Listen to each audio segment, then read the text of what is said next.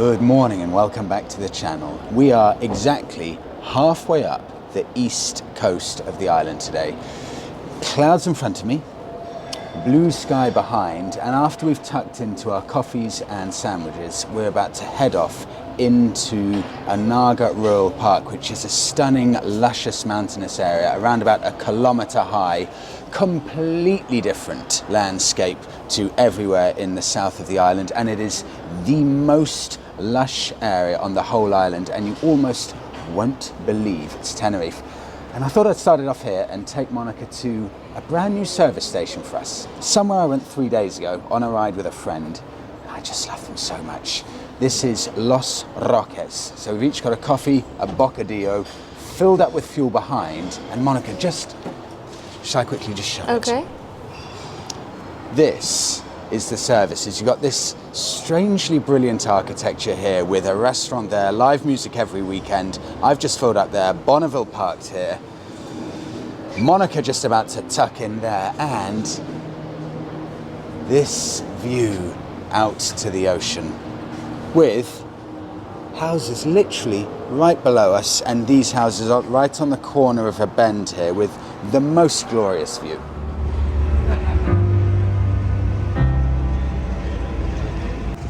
If ever that day comes around,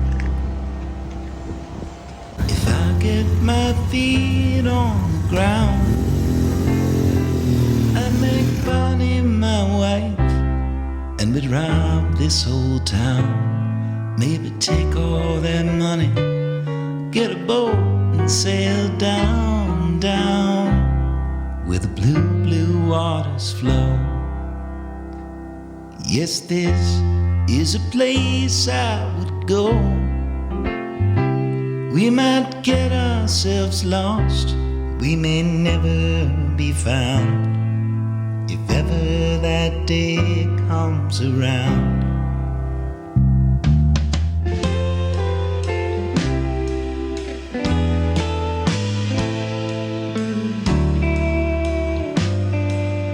I will not make the same mistake as last time. It feels like about 8 degrees cooler here, and we have just hit right here, in fact, just so you can see, the final town of any significant size before we head into the mountains there. This is Las Mercedes. 5 kilometers that way behind it is the town of La Laguna, but it just gives you a really nice idea of these tiny little towns in the north of the island. Beautiful, simple little houses. Just the green and white as well is always a theme here. I'll flip round because I think there's some roadworks going on. This is where we're heading, the Anaga Mountains there, and you can see almost immediately the development stops once we get into the mountains there. That will get 1.1 kilometers high, and we're going all the way around the side of this mountain here and then back around the other side. So we're actually going to the other side of the mountain range, but that ahead of us to those luscious forests is where we're going. And this gives you such a great idea about the two halves of Tenerife. It is so lush here, and we've got what looks like subsistence farming going on here, probably the farms of a few of these houses, but that is all proper lush farmland there. I just love coming here so much. We're 20 minutes away from a little spot that I found for lunch right up in the heart of the mountains. It's a real local spot, so for one, I hope it's open, and secondly, I hope the sky is this blue because we should have a stunning view of the mountains.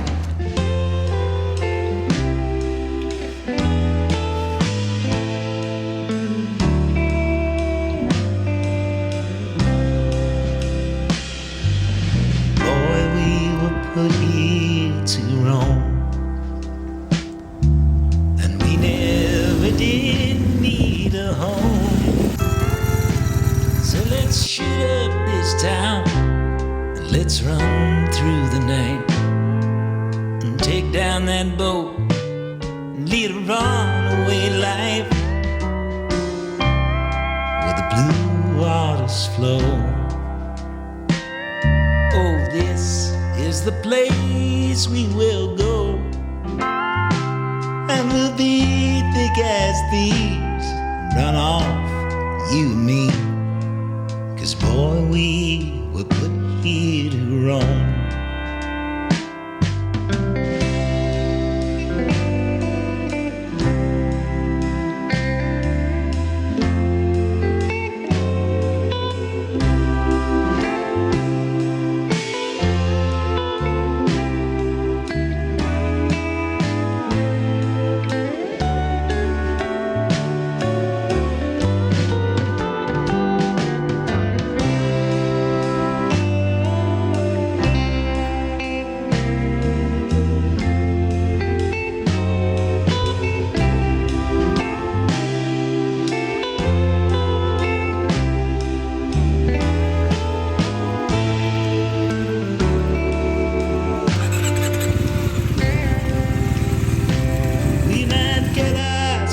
Lost, we may never be found if ever that day comes around. Well, we're now into Anaga Rural Park, and they say that these areas here, especially in Anaga Rural Park, are stained with the blood.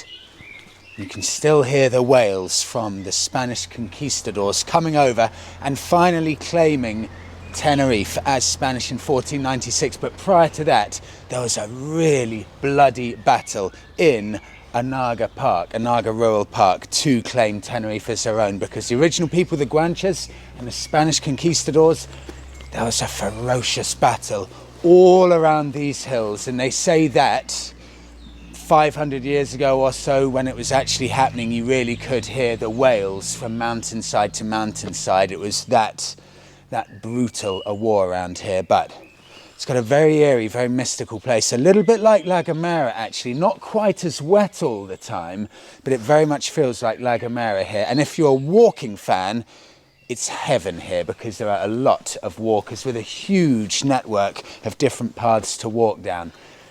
8 degrees colder than where we were, but you get lost in here in the best possible way. It really is magical.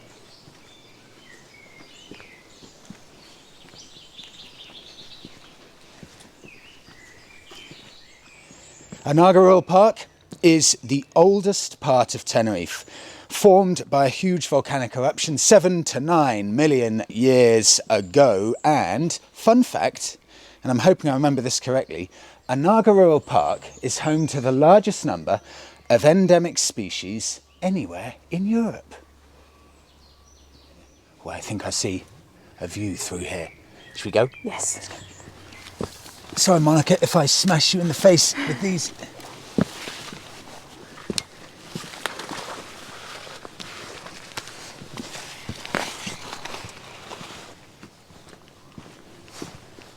Oh, wow. A view all the way down, I think, of the capital.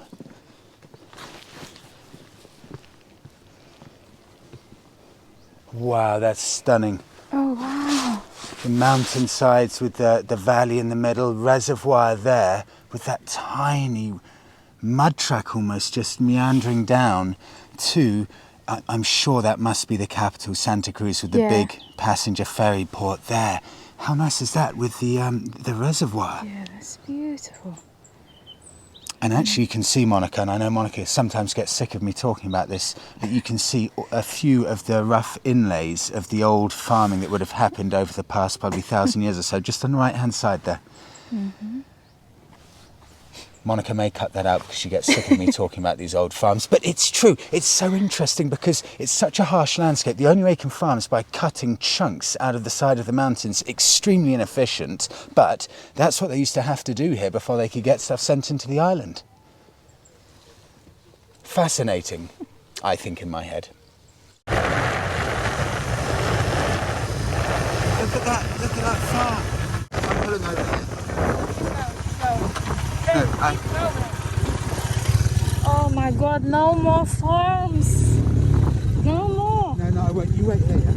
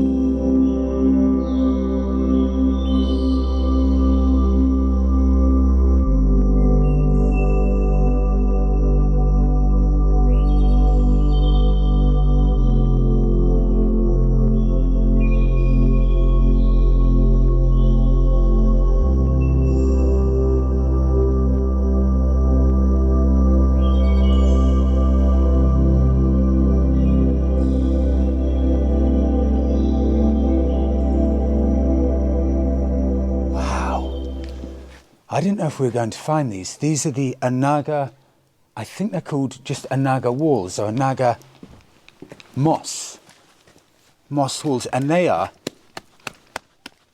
soaking wet.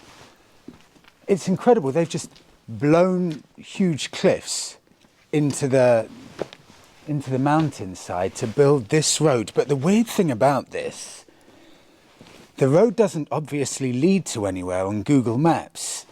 I don't know if we'll go down to the bottom, but it's not obviously anywhere that it leads. And this is, and bear in mind this is, I think, I've lost track of time, this is a Tuesday, 2 p.m. This is a proper spot where people like to take photos, and there's no one, apart from I think a cockerel or a dog barking about 2 miles in the distance. There's absolutely no one here. I thought we'd have to queue up to actually get some kind of photo or video, but it's as quiet as you like. We haven't seen a car going past anywhere. We haven't seen a person. It is... There's a hiker walking past, but trust me, it's really quiet. Amazing place this. I'll try and include as much as I can in the written description because we found this difficult to find on Google Maps. You do have to do a bit of research.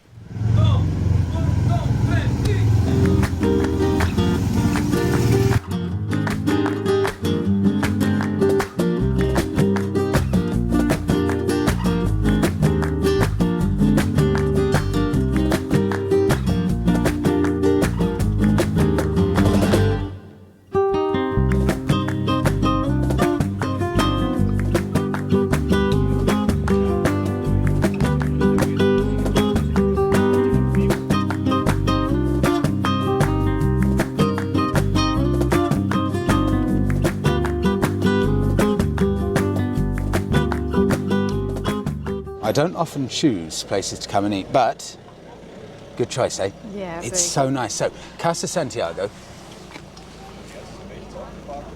We will include all of the details in the written description. I'll go inside later and show you what it's like because it's so characterful. You'd have no idea from the outside. It's a proper rustic, old school little Canarian restaurant with this view here all the way down to Santa Cruz there. And do you know what I can see?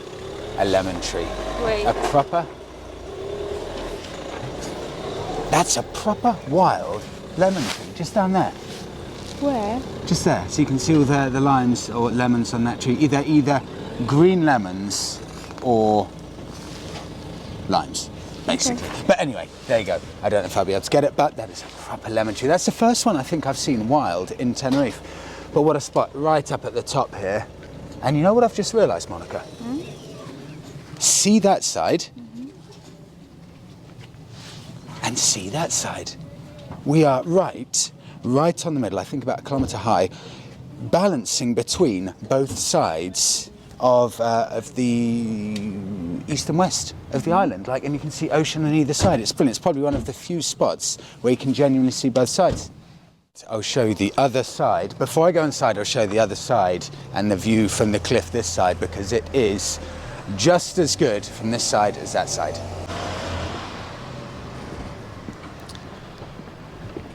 Incredible.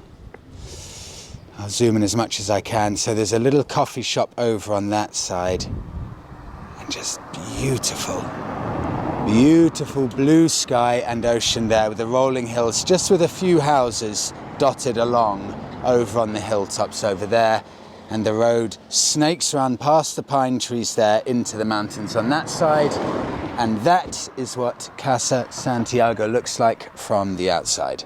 Okay, so we've got two, I think they say sopa de verdura, bit of bread and 2 cappuccinos. But if you come to Tenerife and you're ordering a cappuccino, it is pretty much a lottery of what you actually get. You could get a cappuccino, you could get a cappuccino with a lot of cream on top and chocolate that we've got this time. You could even get a latte or a flat white. You basically have no idea, it's a complete lottery, so just order a cappuccino and be completely prepared that you get any one of probably 4 or 5 different coffees. But I came here 3 days ago. Food's great, brilliant value, incredible views, and right up at the top of Anaga Rural Park. This is a fantastic place for lunch spot. I like this, I say, sorry, a fly, she's going to mind, a cappuccino with soja leche, with soy milk.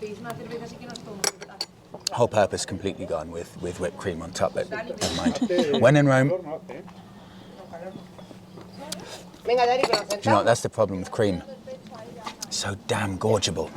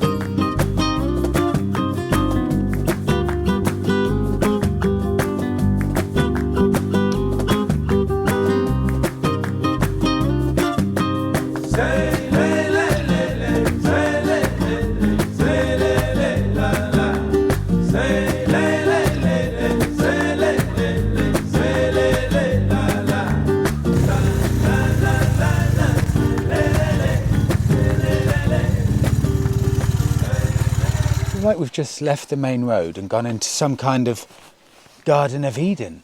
It's so beautiful. It said, basically it said no through road on the main road, and we weren't sure whether we should go down, but I'm always curious, what's it like when you turn off the main road, and how do the people in the mountains live? And it really is glorious. Cacti in front of me here. You've got their farming, and look at how they farm just any available bit of mountain land. They just carve out to make as many flat areas as possible.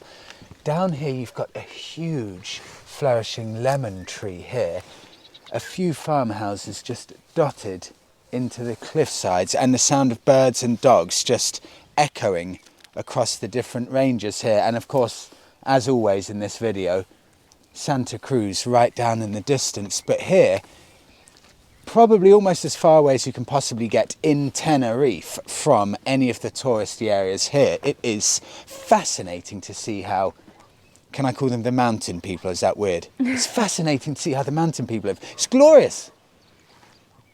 Also, this is clearly a driveway to get to someone's house. It's completely overgrown. I honestly don't think the Fiat or Bonneville would get up there. It's always hard to see the steepness perception in video, but this is, I'm almost scared walking down it, seriously. So to give you an idea, I am not joking of how steep it is. Yeah, that's insane.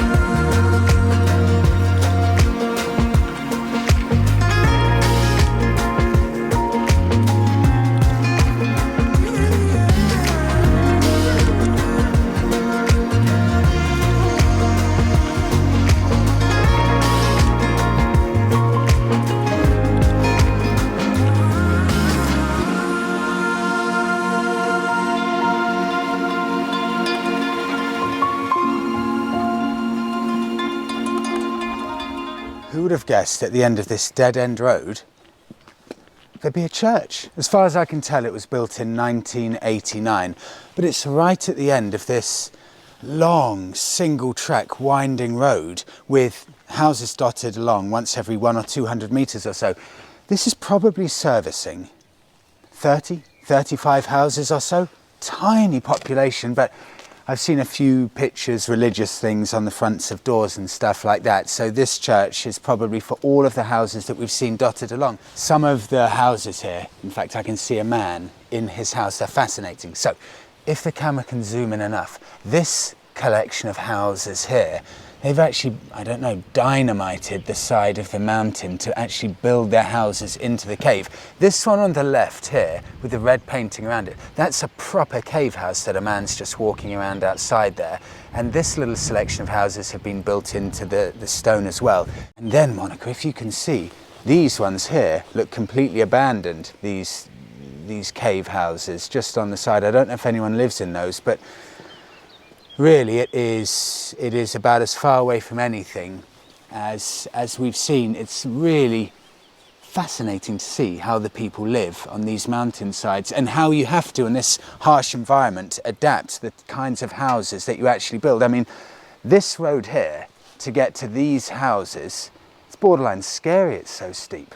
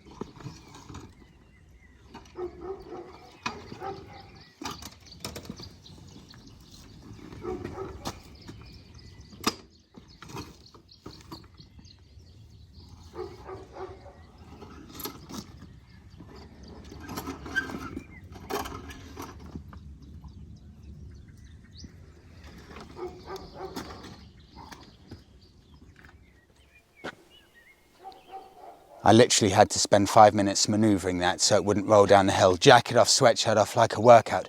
I don't know how adventure bike riders manoeuvre on such steep slopes like this. It's hard enough on the Bonneville.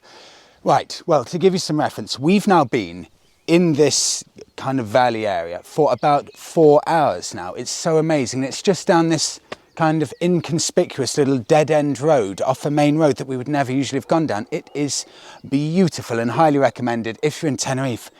Just put nowhere on the maps and just have a drive around down each little country lane that you may think there's nothing down the end of, but you get these little treats.